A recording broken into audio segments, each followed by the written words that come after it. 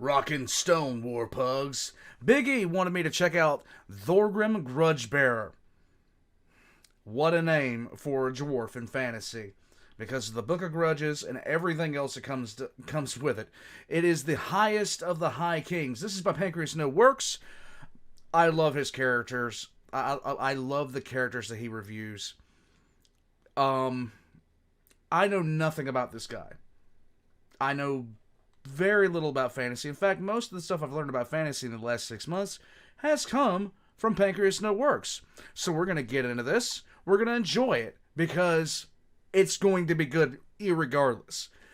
Guys, if you like what you see, hit that like button, leave a comment down below. Helps me out with the algorithm. Let's get into it. Thorgrim Grudgebearer. One out from the book, ladies and gentlemen, and there's the most obvious joke out of the way from the start. Bingo. After all this time, I'm finally making a dedicated video about the dwarves. But not just any dwarf, no. Today we cover the High King of the dwarfs. Because everyone loves dwarfs. Even the elf simp that I am, I have to admit dwarves have earned their pretty much universal acclaim. I still think most of you are sleeping on the pointy ears, but the dwarves are certainly getting the appreciation. No, I am not sleeping on the pointy ears, no. They deserve. Regardless though, I'm gonna stop simping for elves for at least most of this video. Wow. Instead, ready the heaviest book and quill you have and prepare to return the dwarves to greatness, because it's time to learn the tale of Thorgrim Grudgebearer. The age of reckoning is upon us, and woe betide everyone who would call this man short. Short? It's so funny to me that him yelling short has recently become his characterization. Like, I just love the idea you can't mention anything related to something being lesser in height without Thorgrim bursting through the walls and threatening to cut your knees off. We're moving past that. It's serious lore time. This is a serious channel for serious people. Thorgrim Grudgebearer was the son of the sister of the then dwarf High King, Alricsson. He was groomed by his uncle to take the throne. See, there's something really unfortunate about how words change meaning over time, because I guarantee you until I finished that sentence, you were thinking something else. Like in this case, Thorgrim's uncle was in a Discord mod. It's groomed as in groomed. Really? To become the High King, like I said. Dwarfs don't think nepotism is a dirty thing. But no, I say he was groomed and you don't think, prepared for a position of power. Or even Thorgrim's uncle was really obsessed with keeping his family's beards in top condition. Right. What the hell was I talking about? Oh, yeah, young Thorgrim. So Thorgrim as a young lad was already in the running to become High King. Not too much additional info on his childhood, but we can infer he had a decent early life as a dwarf, given that there's no mention of his family having anything crop up, like some joining the Slayer cult or goblins burning his wife and child. Right. If that second one sounds oddly specific, that's because it is. Don't worry about it though, we're talking about a different dwarf today. That being said, Thorgrim would find himself coming to power perhaps sooner than he would have in a non-war game setting. Alricsson had helped the Empire in the Great War against Chaos, where the guy before Archaon tried to give everyone a good once-over. He was stopped but at heavy cost, including several grievous wounds that weren't in any rush to heal themselves. In addition, he had been watching the goings-ons of the dwarfs and came to a rather startling realization. Aside from the obvious, like sheer distance keeping everyone apart, many dwarf holds had become increasingly insular. They had become solely preoccupied with their own struggles rather than trying to help the dwarf race as a whole. Right. It had become more and more apparent that the dwarfs were lacking a sense of greater unity. While sometimes this is understandable, I mean you can hardly expect a hold to send out a full army to help the cause when there's more orcs than blades of grass outside their walls. Others were doing things like protecting their hoarded gold with an obsession that bordered on psychotic. And to be quite honest, dwarves being psychotic is a given.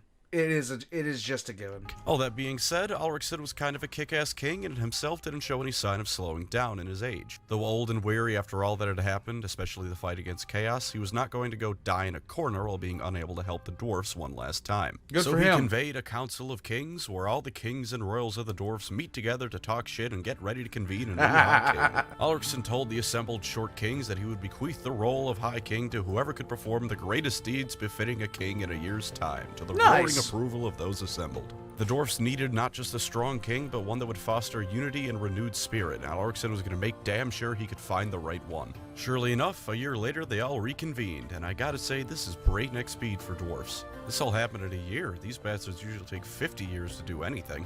Many dwarfs returned with proof of the epic deeds they performed that year that showed why they should be the next.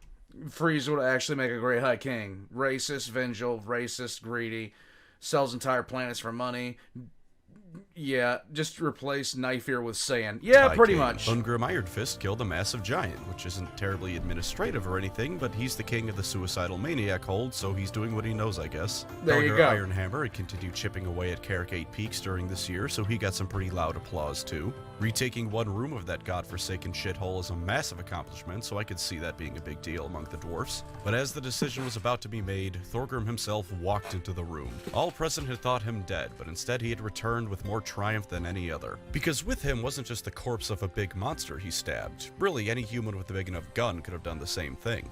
No, he came into the meeting hall with a delegation of Norse dwarfs who had been thought lost to the invasions of chaos thousands of years ago. Thorgrim single-handedly brought them back to the rest of the Karazhan Corps. Oh sure, they sung praises of how he had gone slaying monster after monster, but by finding them he showed he was more than just a beatstick. Plus he had done something that for dwarfs is second to none, reclaimed lost artifacts of hold long since thought inaccessible to him. And you got The one thing about the dwarves I do know is that they have been in a continuous losing war where they have lost land just unendingly, and they very rarely get any new land back.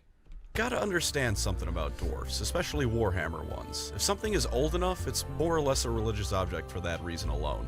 Their ancestor worship is such that almost anything old enough they create is revered, and with that in mind, Thorgrim basically walked in with relics of like 50 different saints as well as the descendants of said saints. Nice. Plus, consider that asking a dwarf to leave their home is something difficult at the best of times. These dwarfs would have been in constant fighting with the chaos worshippers of Norska, and he's still convinced them to send some people with him to ultimately do little more than help Thorgrim win a political contest. Yeah, contact with the rest of the dwarfs could open up alliances and trade, but at the end of the day, this is all to prove his worthiness as king. Right. He was already well-liked before this, but this showed that as High King, he would do more than just stab things and be angry. He would get things done. Nice. He gave a speech about how he would do more than keep the dwarfs alive for another regency, more than just take back a few holds from goblins and kill some elves for being stupid knife-eared assholes. Any dwarf worth their salt could do that. No, Thorgrim's aims were bigger. He wanted the entire Great Book of Grudges wiped clean, and he vowed to do it. Every single wrong done to the dwarfs since the beginning of time was to be righted. And you know, as Oh, wow. You've got a lot of work in front of you. much as I love my elves in Eldar, I don't think there's been a single one who can make a proclamation as badass as Thorgrim did here. Ulrichs had died shortly after. The stubborn bastard was determined to suck up the pain until a new High King was crowned, and none were more promising than Thorgrim. Thorgrim became the High King, and as is tradition with the coolest people in Warhammer Fantasy, he personally led a campaign to white out Greenskins and Blackfire Pass. It's like a rite of passage at this point. Pretty Sigmar much. did it, Karl Franz did it, Thorgrim did it. Shame the High Elves are half a continent and half an ocean away, because it would have been cool if Tyrion did something there. But Thorgrim was successful and trade with the Empire was secured. Surely enough, Thorgrim went straight to work righting wrongs against humans, elves, chaos, the undead, and most of all the Green Tide. During this campaign in Blackfire Pass, several high-profile grudges were struck out of the book. The Age of Reckoning had begun, and Thorgrim was going to see the dwarfs not just survive, but prosper. Wearing armor covered in the finest protection runes, wielding one of the very axes Grimnir himself once held, and going into battle atop his throne carrying the Great Book of Grudges itself, Thorgrim is carried into battle striking down any who would come close to him. I don't... once again, oh my god, the amount of grudges that the dwarves have... Dwarves in Warhammer Fantasy are a very, very contentious people. It's amazing because while he's fighting, he's not just shit-talking. Oh, certainly, he's making sure any orcs that come his way know that they're garbage and will always be garbage, but the entire time he's fighting, he's striking away grudges in the book during a battle. Can you imagine how much of a morale booster and/or destroyer that is? Like, if you're a dwarf in this setting, grudges are almost everything. Yeah. They are to be righted without any thought. It's as simple as that. So here comes the king of your entire race, except for a few outliers, striking out wrong after wrong as the battle goes on, and not infrequently doing it personally. That's a single biggest boost to your fighting spirit you could hope to get, short of Grimnir himself showing up on the battlefield. Meanwhile, the enemy is sitting there and watching this guy list every single thing they've done wrong in their life, remove himself from the battle for a moment, scratch something out of a book, and then get right back to braining their warlord before repeating the process. Lovely. That's peak shit right here. Franz is the end-all be-all of rulership in Warhammer, but Thorgrim's not far behind him. He's also a very diplomatic and unorthodox fella, at least for a dwarf. Sure. Yeah, at least he did that caveat to say at least for a dwarf. Sure, he doesn't really like new things, and he does look down on other races from time to time. Karl Franz presented some engineering designs to Thorgrim once, and Thorgrim responded by saying that they were wonderful designs, and he can't wait to see what the Empire's adults can come up with. So that was a big win. But at the end of the day, when shit's going down, Thorgrim's willing to at least hear every single thing at the table and consider its usage, no matter how new it is. While I don't believe it was ever connected to him, Malachi Makaisen from Gotrek and Felix had one hell of an operation going on to construct the Spirit of Grungni, his massive zeppelin. Nice. I'll admit that this isn't stated in lore anywhere I could find and that I could be entirely wrong, but I fully believe Thorgrim himself gave the approval for this operation. It was such a massive industrial undertaking with so many supplies, engineers, and guards involved that there was no way Thorgrim wasn't at least given a heads up about it, which I think shows that he's willing to work with more radical engineers if he thinks there's truly potential. Plus, while Finnebar the Phoenix King was the one making the opening moves of diplomacy with the dwarfs, Thorgrim's the one who gave him the time of day, showing he was willing to talk it out in situations that lesser kings might have just started stabbing in. Yeah, and ever since the War of the Beard, the dwarves have not been exactly in the position where they would actually listen to an elf say anything. Heard me right, folks. Thorgrim Grudgebearer had the revolutionary idea to not stab every single elf he ever came across. You don't get more forward thinking than that. This extends to the rest of his policies as well. His method of handling grudges was far kinder than most other dwarf high kings. You may have heard the tale of the dwarfs who slaughtered an imperial town because the humans had shorted the dwarfs a few coins in payment, almost certainly by accident. Thorgrim doesn't do that. He's more than willing to sit down, look at a grudge, and ask the question, do I really need to kill someone over this? If the answer is yes, then he will. But if the matter can be solved with coin or some other form of reparation, he's more than happy to do so that way. This attitude isn't strictly speaking unique to Thorgrim, but for their High King, I feel it makes him stand out even more. Anyways, a tragic thing about Thorgrim is that the end times come sooner for him than many other characters, and out of every single end times death, his is perhaps the most infuriating. I mean, aside from the death of the entire setting, but Thorgrim's death in particular is of note for how mind-bogglingly stupid it is. I'll give you the story leading up to it so you can really appreciate how awful this turns out to be. Nothing compares to Archeon getting kicked in the nuts by an orc. See, despite his best efforts, Thorgrim was still having trouble getting everyone unified. While he and a few others wanted to valiantly charge out into the fray and cripple chaos on the undead, potentially at the expense of the dwarven race itself, most others wanted to instead retake the holds and wipe them clean of greenskins. Aliathra, the daughter of Tyrion and Alariel, was meanwhile visiting the dwarf holds and even had an honor guard of dwarfs. Things were going well until Manfred von Karstein decided to be himself and ruin things. Yay! So he kidnapped her to be sacrificed to bring back Nagash. Despite two armies of elves and dwarfs' best efforts, Manfred was successful in his amber alerting. Tyrion called Thorgrim a useless fuckwad and nearly caused the elves and dwarfs to start fighting, but Thorgrim managed to calm everyone down and told Tyrion that next time there would be no help from dwarfs in their fight against the undead. Then he took his massive army and went to go retake some holds. And to give the end time some credit, he does a decent job at it. Carrot Cake Pete's is probably the highlight before the low light.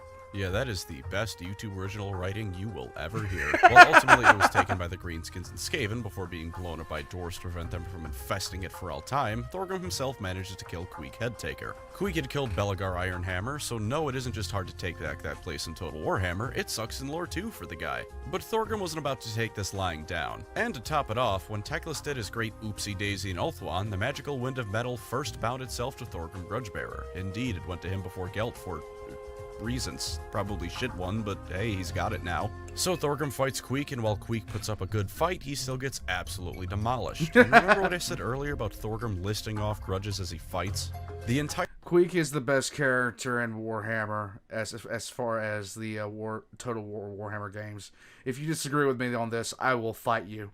time he's tossing Queek around like a sack of potatoes, he's listing off every single thing the Red had ever done to get himself a spot in the book. And as he caps it off with the death of Belegar Ironhammer, he puts Queek down for good by snapping his neck. You know, the more I talk about the end times, the more I realize the funny thing about it. Between this, Setcher screaming he does not serve, and other things like Nagash's initial return and the shit show that causes, there's so many cool moments in it. Can you imagine a single better way for a dwarf to kill a character than that? But at the end of the day, it's still shit. And sure enough, the shitstorm is about to hit Category 5 because Thorgrim was weary from his wounds and the dwarfs were beginning to retreat despite Thorgrim's victory. So Thorgrim dips out and enters a secret passageway to get away, whereupon he is slain and has his head removed as a trophy by Deathmaster Snikch. Now, I want to make something clear. The idea that the one-piece rat kills someone important during all of this is an anathema to me. He's the single greatest assassin in the entire Warhammer world. I mean, it's bound to happen, and it should happen. It'll suck for fans of the guy he killed, kills, but that's the price of the plot moving forward. Right. But in this case, it is the single stupidest thing imaginable. Let's put aside several glaringly obvious flaws in this first. Put aside the fact that Thorgrim apparently just didn't have any kind of bodyguard during this, or if he did, then they were clearly the most incompetent assholes on the planet. Let's put aside I don't like it when writing is done like that, I'm just saying. that despite his injuries, he still had the lore of metal coursing through him and should have been able to do any number of magical things to counteract Snikch. Let's even put aside that his armor has magical runes on it whose sole purpose is to prevent a backstab like this from happening. Let's put all that aside. The reason the Skaven was able to reach him was because he had forgotten to close the doorway to the passage behind him, so the rat just waltzed in, stabbed him, and left. Are you kidding me? That's how you kill him. You give him one of the single coolest scenes imaginable and then go, ah shit, sorry guys, we have to close his back door. Snicked watched in, whistling Dixie, and stabbed him in the asshole. Say goodbye to Thorgrim, everyone. Why? As soon as I heard what was happening in the end times, I was so glad I wasn't into fantasy because it would have pissed me off too much. It would have pissed me off way too much to have this happen. It would have, okay? It would have just sucked. I'm just saying. No. God damn it, I hate the end times. Originally I'd written a big old paragraph about the end times, but I've complained about them enough. You all know how I feel about them by this point. Anyway, there's no sign of him in Age of Sigmar. To be honest, I think that's alright. If anyone deserved a rest after all this, it was him. Then, with the old world coming eventually, he'll most likely be involved in some capacity. He was in the Great War Against Chaos after all. So rest assured, because we're almost certainly not done with the Grudgebearer just yet. Either way, to end, let's do a quick little do or don't Thorgrim Grudgebearer for Total War. Thorgrim, as you'd expect, is the premier legendary lord for... Excuse me, guys. Oh, man. The dwarfs. For lore positives, if you want to bring about the revengeance of the dwarfs thousands of years in the making, he's one of the best choices. If you hate elves, and I mean really hate elves, then go with Grombrindal, but otherwise, Thorgrim's probably your best bet. And of course, if you want to go waving your dick around as the end-all be-all faction leader, he's the High King of the Dwarfs and therefore a leader of one of the Warhammer Fantasy good guy factions. Nice. For gameplay positives, his starting effects buff hammerers and extend his leadership aura a pretty hefty amount. And by picking him as your faction leader, you get a whole slew of nice buffs, like grudges having additional goodies when they're resolved, diplomacy benefits, and some upkeep reductions for some of your mainline late-game units, which is very nice. He starts at where else but Karazakarak, the Everpeak of the Dwarfs, and it's got some nifty things to get you started, like a gem mine for an income boost and 10 slots to make one hell of a city with. Nice. He's reasonably close to a few dwarfen allies, and once you go past Blackfire Pass, the Empire of Man is there to lend you some fire support if you need it. Or at the very least, tank Vlad zombies while you deal with the greenskins. As you level him up, his special skills include giving his army leadership and melee attack bonuses against all other factions, industry and research benefits, and even making his army fight harder if he's been wounded. His grudges are all about fighting Queek and Skarsnik, as well as capturing a few specific lost holds. Very fitting for his lore, though I kinda wish he had more focus on the general greenskin race as a whole. Skarsnik specifically feels like Belagar's thing. Thorgrim should be wiping out greenskins regardless of the one in charge. On the con side, well, for lore, I guess if you don't like dwarfs, then you won't like Thorgrim. Kind of a nothing statement, but I struggle with downsides for him. He has all the strong points of the dwarfs while avoiding the worst of their negative aspects. He's a pretty damn cool dude. Granted, if you want full-on, no quarter given, vengeance, vengeance, beard, vengeance all the time, then you might not like Thorgrim, but I do like Thorgrim, so... There you go. If you don't like the idea of holding grudges and seeking vengeance, then you probably also don't want to pick him, but if that's the case, why are you even here? We're discussing Warhammer Fantasy Dwarfs. I don't know what you expected. Gameplay cons, though? Yeah, there's reasons to avoid him. He starts in a similar situation to Karl Franz, but arguably worse off. Karazakarak is surrounded by greenskins, wood elves, and the undead. Go far enough south, and you can throw the Skaven and fucking Skarbrand into the mix as well. There's Lovely. also Scrag the Slaughterer to his west, which I guess he has an even shot at fighting Gelt as he does you, so that's something. While Thorgrim doesn't have to deal with the annoying Imperial authority system, many of the dwarfs around him are likely to be wiped out by Greenskin and Skaven, and the amount of dwarf factions they have to bowl through to get to you is far smaller than the amount of Empire factions Vlad or Archaon have to get through before they reach Franz. Aside from cutting you off from allies, at least early game you better be ready to fight battle after battle in your home province. And while I'll hold off on discussing gameplay negatives that are more for the dwarfs at large for their own do or don't, Thorgrim's buff affects some units that, while very good, aren't really standouts. What I mean by that is, while hammerers and longbeards are going to be mainstays of your army, they're not super interesting to play around with. Sit them near the artillery and wait for the enemy to come to you is what you want to do with them most of the time. He does give some boosts to artillery, but they're very minor. This is not exactly a riveting buff. He's the default dwarf leader, so I don't think he should be penalized too harshly for this. After all, the default dwarf guy should probably help default units. But compare him to Ungrim buffing Slayers, and it's understandable to see Thorgrim as one of the less interesting lords, gameplay-wise. Also, he's slow, but that's to be expected. On top of being a dwarf, he's being carried around on the world's most decked-out mobility scooter. That shouldn't be surprising. And that is Thorgrim Grudgebearer, another one of my fantasy favorites. Honestly though, it's kind of a two-parter thing with Thorgrim for why I like him. Well, yes, he does break the mold of the typical dwarf in fantasy, and that's always the kind of thing I like in characters. I also just like him because he's goddamn cool. He's carried into battle holding a massive book and calls out everyone for how their great-great-great-grandpa wronged him. That's awesome. That's why I like the dwarfs in Warhammer in general, truth be told. Thank you to my wonderful channel members. You were the Book of Grudges to my... Yes. Like, seriously, it is... If you want to play the most petty creature in existence, Warhammer Fantasy Dwarves are your go-to, because they'll hold things against people for no reason. It still hurts my brain about how Thorgrim and Peppa Pig's dad have the same voice actor.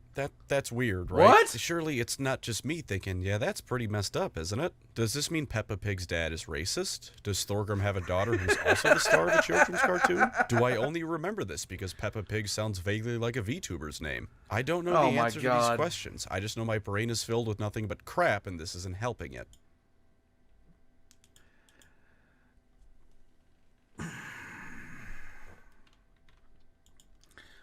What do you expect?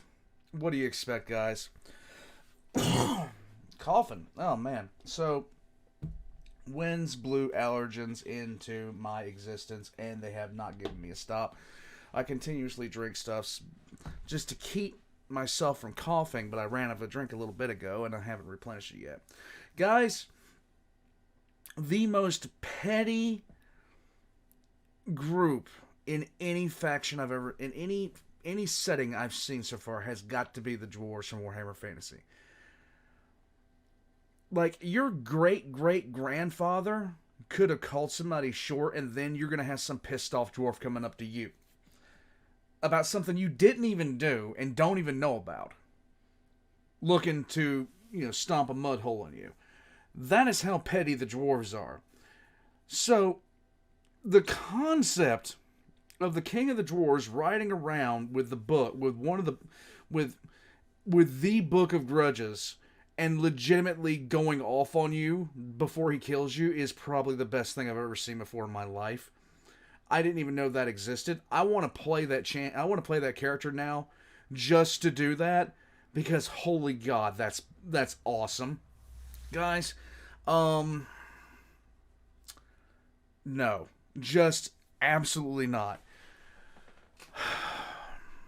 I have played so little of Warhammer, Total War Warhammer. I really should jump in there. I played only a few runs in there. I did try to play around as Cetra, but oh my God, the voice lines in there for him are just annoying, and he repeats the same 3 ones constantly, with Imperishable being like the... I heard Imperishable more times in 2 hours of gameplay than I have in my entire life. And it's just a no-go for me from that point on with him. Guys, PancreasNoWorks. If you haven't subscribed to him yet, you should. I love the way he delivers I love the way he delivers, flat out. And, yeah, he has wound up changing my mind on quite a few things, actually. You guys introduced me to so many great people. If you're wondering how these videos get to me, it's mainly due to community. In fact, it's all due to community. If you would like to request something to be checked out, just join the Discord and pop in your request to one of the request channels, and I'd be happy to take a look at it. People vote on what they want to see, and the highest votes normally get it. There are times where I have to watch my time in the day, and, I'll sometimes look at something I directly want to see, But for the most part, I try to follow the most votes in any given category pretty much nonstop. Aside from all that, guys, I hope you enjoyed. I know I did. Leave a like and comment down below. And check out the links in the description. You're going to find PancreasNoWork's links in the description down below, right next to my own, including my Patreon, PayPal, all the other kind of stuff. Guys, I'll catch you guys next time. And remember, don't ever piss off somebody small with a beard. You just don't know what they'll do.